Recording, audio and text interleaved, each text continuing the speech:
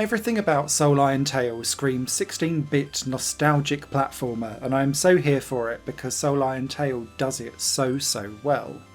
The skinny version of this review to try and hook you in is, imagine a early Sonic game, but instead of running, you slid everywhere.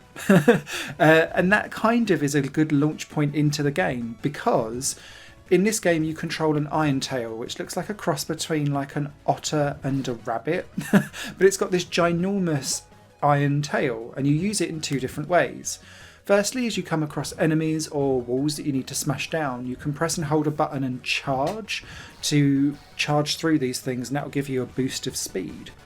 But what you can also do is then press down on your controller and use it at the top of a hill to just slide on down.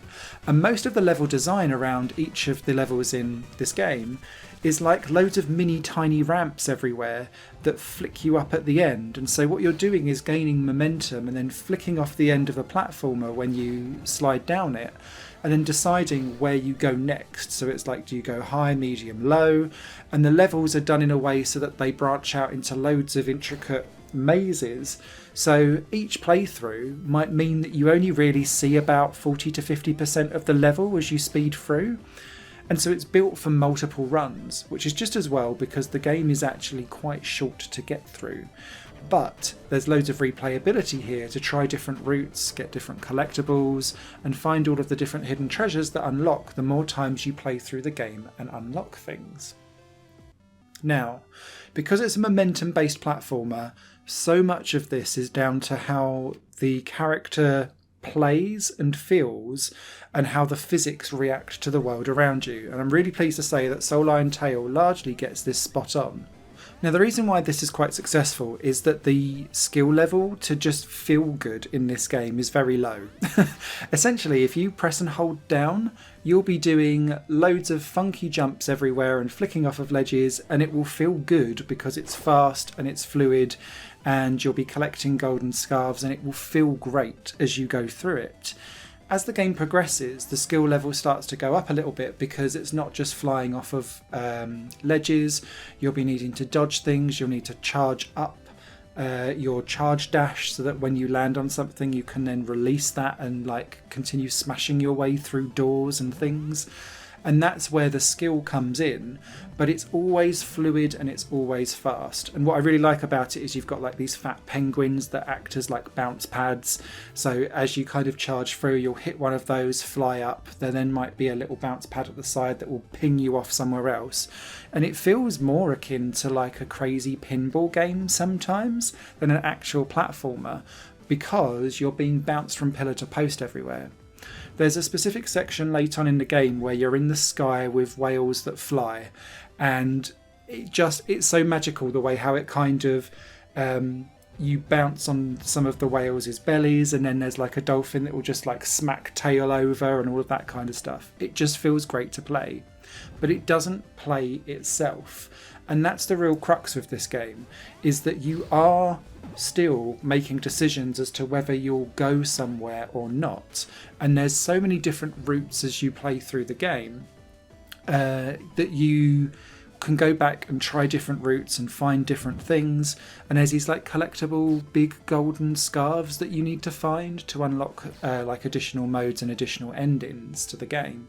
And they are off the beaten track, and you have to purposefully kind of work out how to get there. So they're like little mini puzzles on the side, which I quite liked. The other thing I'd say about this game is the soundtrack is superb. It is proper 90s chiptune vintage platforming fun, really upbeat, loads and loads of like happy chiptune techno-y type stuff. Feels right at home in a Sonic game, if I'm perfectly honest. So yes, I'll be seeking that one out separately. I bet it's up on Bandcamp somewhere. Usually are with these types of indie soundtracks. Yeah, thoroughly recommend the soundtrack for that as well. And it also tells a really good story. Each of the tales is narrated by someone watching the action, so you don't necessarily control the story yourself. It's a different animal retelling the story back to you, so it's almost like they're kind of like, and the Soul Iron Tail was very sad, and all of that kind of stuff. No voiceovers or anything like that. Very quick short cutscenes to get through, but they all work really well.